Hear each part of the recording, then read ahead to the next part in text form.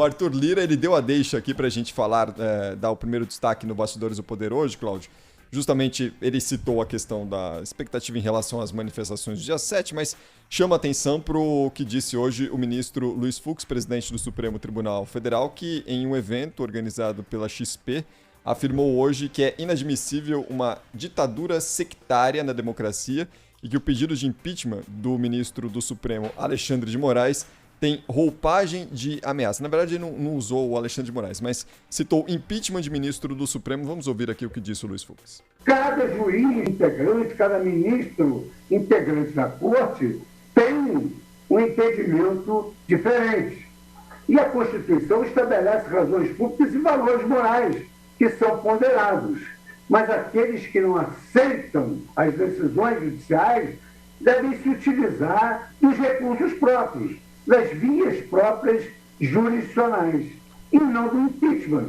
Que o impeachment, digamos assim, tem uma roupagem, digamos assim, de uma ameaça, de cassação do juiz, exatamente por suas opiniões. Nós já vivemos uma época em que houve delitos de opinião, mas a democracia brasileira está consolidada e ela absolutamente não admite que os juízes trabalhem sob o pálio de ter de corresponder à vontade de A ou de B, sob pena de sofrer impeachment. E aí, Cláudio, chutou o pau, hein? Pois é, esse negócio de falta de liberdade de expressão nos olhos dos outros é refresco, né? A gente precisa observar que esse discurso foi estranho, porque é um tanto quanto extemporâneo, né? É um discurso que joga lenha na fogueira, fala em ditadura sectária. A expressão é até infeliz porque não existe ditadura que não seja sectária, né? Todo ditador é sectário, enfim, isso é uma bobagem. Mas, de qualquer maneira, assim, falar em ditadura no dia seguinte ao discurso muito correto, muito equilibrado do comandante do Exército, de elogio à democracia, às liberdades, às instituições democráticas, um discurso que foi muito elogiado do comandante do Exército. Aí vem no dia seguinte o presidente da Suprema Corte reage a esse gesto, esse sinal, digamos assim, de uma sinalização de boa vontade e tal do executivo, aí reage jogando lenha na fogueira, né? Nessa fogueira aí da disputa, da queda de braço entre as instituições. Eu acho que ele foi infeliz, o ministro Luiz Fux. Talvez esse discurso coubesse na sexta-feira passada, quando o presidente da República ingressou com o pedido de impeachment do ministro Alexandre de Moraes.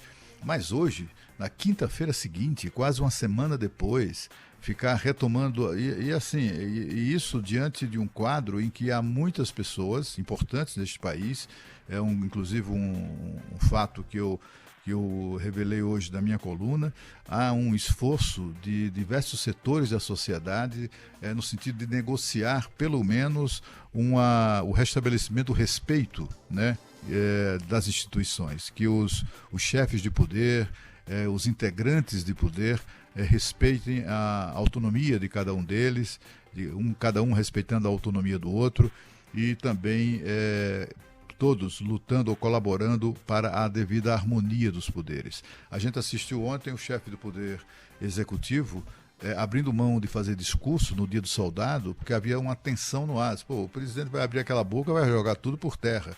Desta vez não foi o presidente que agiu dessa maneira, foi o presidente do Supremo Tribunal Federal.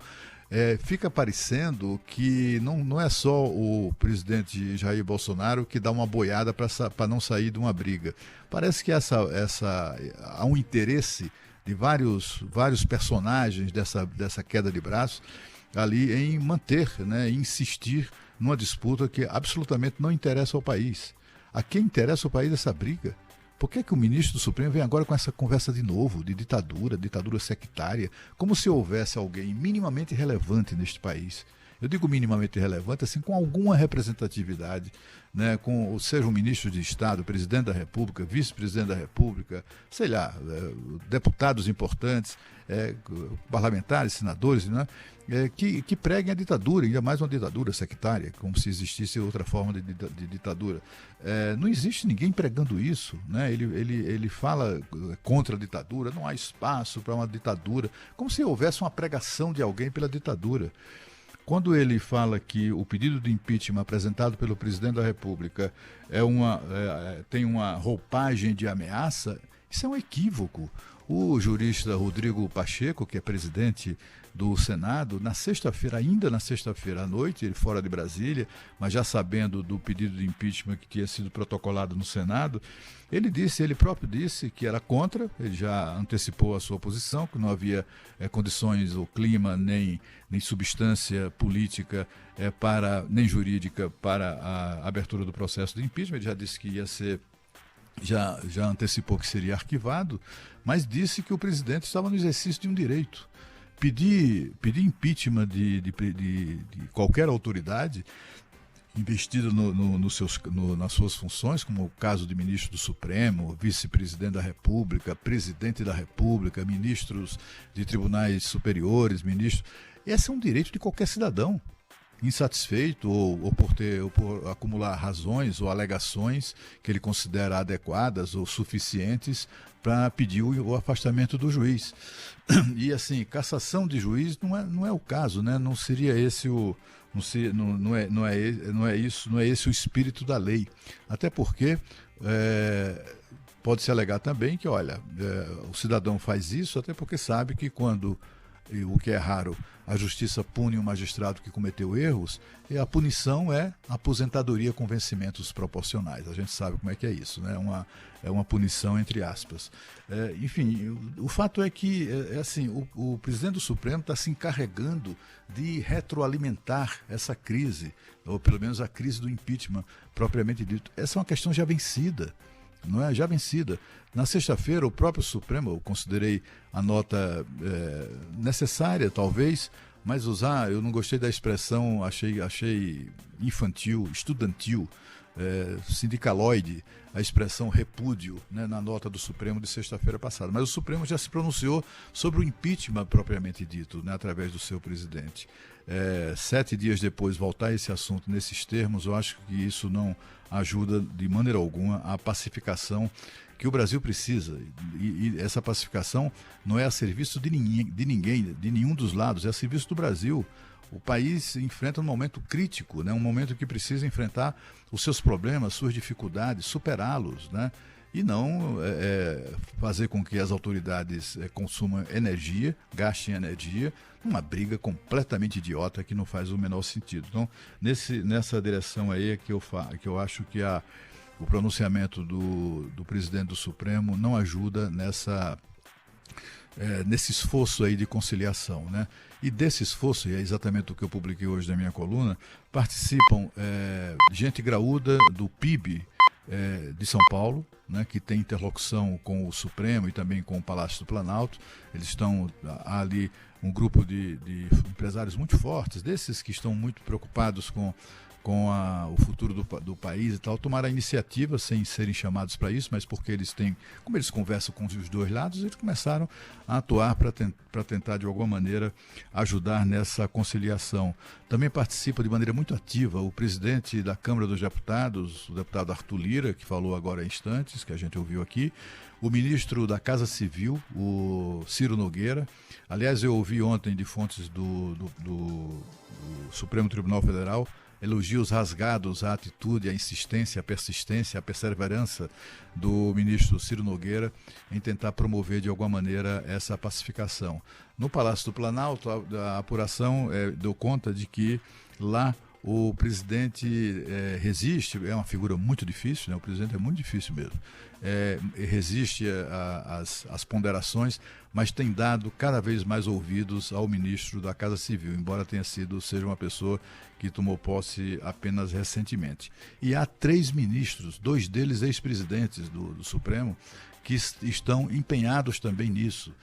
Não tem ali, entre esses que estão participando dos entendimentos, que têm conversado com todos os lados, inclusive com o governo, com o Palácio do Planalto, não há entre esses 3 ministros nenhum que sejam personagens dessa história. Os ministros também que brigam, vivem as turras com o presidente da República, os ministros do Supremo, também são figuras difíceis, e os três alegam, tanto o presidente quanto esses dois, os ministros Alexandre de Moraes e Luiz Roberto Barroso, eles são muito ciosos, né, das suas atribuições, do seu poder, das suas prerrogativas, e não admite qualquer tipo de enfrentamento. Então tem uma questão aí colocada, tem aí um esforço que começou na semana passada, segundo a informação que eu obtive, começou de maneira mais consistente e quase articulada, organizada na semana passada, e para exatamente começar como é que eu diria, são bombeiros, né? Colocando ali água na fervura, tentando,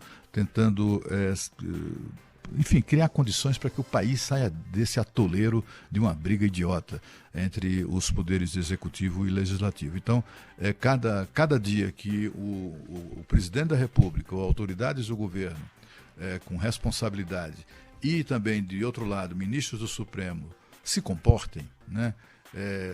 Fechem a boca, se contenham. Cada dia que isso acontece é um tijolo a mais ali na construção desse edifício tão necessário que é o da concórdia, do respeito recíproco. Ninguém tá negociando que se abra mão de princípios, nem de discurso, nem coisa nenhuma. Está apenas a intenção desse grupo de negociadores, vamos chamá-los assim, exatamente de restabelecer o respeito. Simples assim, né? As pessoas, desde a eleição de Jair Bolsonaro, tentam colocar nele a pecha de ditador, né? Ele foi eleito pelo povo. Talvez essa seja a grande dificuldade dos seus opositores, de aceitar essa realidade. Ele foi eleito nas urnas. Tem que respeitar isso. Se ele fosse alguém que com a intenção de aplicar um golpe militar, ele teria aplicado ou teria tentado aplicar um golpe militar sem precisar tomar facada, sem precisar fazer campanha. Teria simplesmente aplicado ou tentado aplicar um golpe. Acho que ele não conseguiria, mas se fosse essa a intenção, o cara já está no poder, golpe em quê, afinal, né? Nele mesmo? É tudo muito caricato, né? É tudo muito difícil, e a gente fica perdendo tempo com isso. Vê quanto tempo eu estou falando sobre esse assunto, né? Quando a gente podia estar falando sobre coisas muito mais produtivas, como uma sugestão que eu tenho para o Cristiano Panvec de um novo treinador para o São Paulo. E aí novo goleiro, talvez. Hã? Novo goleiro, talvez. Já ajuda.